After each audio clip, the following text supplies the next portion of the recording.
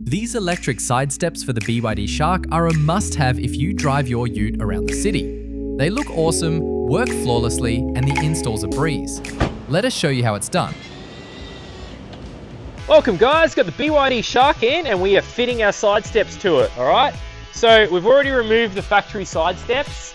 As you can see, they're on the floor down here. Now, how they were mounted is using these 2, 4, 6 holes, alright? 13mm socket, undo these 6 bolts and your side steps are off your BYD Shark. How easy is that? We've got Joshua on the ground here. He's laying everything out. These are only electric side steps, so we'll have these in stock very shortly. However, this car here is never going to go off-road. So the reason the customer wants these is obviously he wants to make it more comfortable and easier to get in and out of his new SUV, all right? Not everyone is buying these to go off-road. People also want to drive them on road. Yes, you will lose clearance because it will come down a lot further than the factory side steps. However, that's not an issue for a lot of people. If you're me, yes, it's an issue. If you're this customer, no, it's not an issue. So it depends on why you bought your car, what reason behind it. But if you're finding it hard to get in and out of your BYD Shark, this is why you need these electric side steps. So we're going to have them on our website at savagetech.com.au. Hopefully this video helps you install them. And yeah, if not, we can do the job for you. We're situated in Loganholme in Queensland. We've also got fitters around Australia. So let us know where you are, email us and we're happy to help. So what we've done is we've pre-fitted this nice little trim piece that covers your sill, all right? So we've pre-fitted that. We've also pre-fitted the brackets, as you can see here. Now we're gonna start doing and showing you from one side from full scratch to finish. But we've done one whole side. So everything with an X is gonna be removed. So he's just gonna go ahead and remove that now. 2, that's where your bolt that hold the brackets onto the sill will go. You skip one and then you go to this one, that one. So once that's done, you'll grab in the kit these little welded, they go into a little bracket like that. That sits in your little sill like that. All the brackets are labeled. So see how it says left front? That mounts up like that. As easy as that.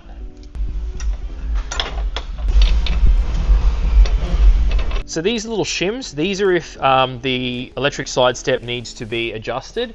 So you'll put a shim and move the electric side step where you need it with the shim. So you won't need them. It's only there if you need it. If something's rubbing and you need to space it off, you will use the shims, okay? Other than that, you've got the back one here. There's another bolt that goes into here. So the bolt will drop down from the top. Okay, so bolt will go from the bottom, sorry, or whatever's easier for you, it's totally up to you. All right, so you just drop that bolt from the top and it's gonna come through there and then you put your nut on. Look at that, Mickey Mouse made. Now we're gonna put the center one with the motor on and that'll be marked as middle, is that correct? Correct. Yep, so on there you got left middle, so that's the one that'll go in the center now. So we actually popped the wrong one, so we'll have to put this cover back in there. So we'll pop that back in, but this is where the bracket goes. It actually picks up this back hole. It doesn't go forward, it goes backwards. All right, so that's where it goes. So that'll mount up like that. That'll drop straight through. Easy as that. And then the same thing, this will mount straight into the actual sill and back into the cab. Easy as that. Now we're on the last one. Back of the car under the rear left. And this bracket will go up like that. And same thing, you put your nuts and your bolt, it's all your nuts on, easy as that. All right guys, so we're back under the vehicle and we're gonna fit the trim piece. Okay, as you can see, it lines up with all the factory holes. Now what that does is, it tidies it off. So if you drop that down for a sec, sorry, I'll get Josh to just drop it down for a sec. If you don't have that trim piece off, it looks really gross, yeah? Because you've got all the brackets exposed. Okay, but you put the trim piece on and it tidies that up. Tidies it up, look at this. Look at that nicely on there. Lines up like that. And like that. All right, so that's where the trim piece goes. And then after all this is done, we'll get the side step. We've already put the side step on this side. All right, so that's how the side step looks. Looks quite good actually. Nice and sleek.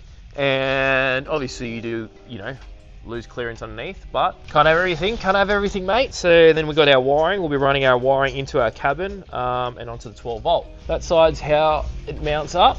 All right, and once Josh finishes here, we'll get the wiring routed through the car and we'll show you how to do that. So we've got our side step now. It's sitting on the hoist. All right, so you'll obviously be doing this on the ground. Now, see this here? That slides left to right. Now that has to sit inside here. So it can be a bit tricky to line this up when you're lifting it on to your bracket, but we'll get that on now. So he's gonna do these ones, obviously, because this one is spring loaded, yeah? So we're gonna do the middle one first, so you can see.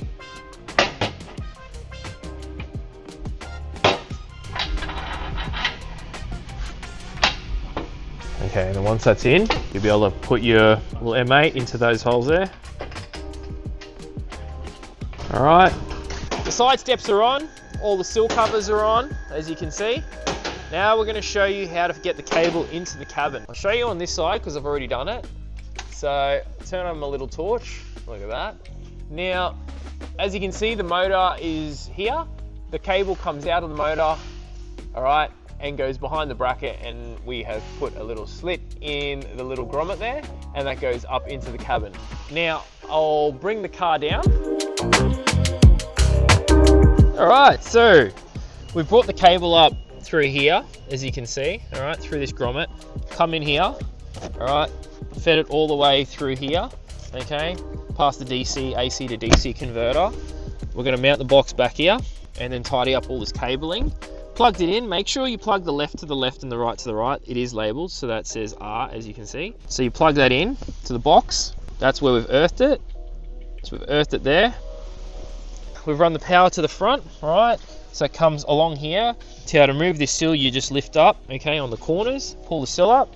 As you can see, the cable will run along here, up underneath here, and plug straight in to this. So the third one down from the top we've chosen, and that's a constant power feed. So that's gonna go all the way back. So you've got a fuse, the fuse that you remove, you put back in this piggyback, and then there's already a fuse installed for the side steps. All right, so that's pretty easy. So power from there, earth is right there, and then the CAN bus is connected. See that plug there?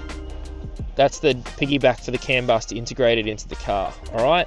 And that is right, try and focus there, is right there, right in the back where the battery is. Okay, so there you go. And we'll show you, once this is all finished, we'll get it all tidied up, car back together, and we'll show you how they work.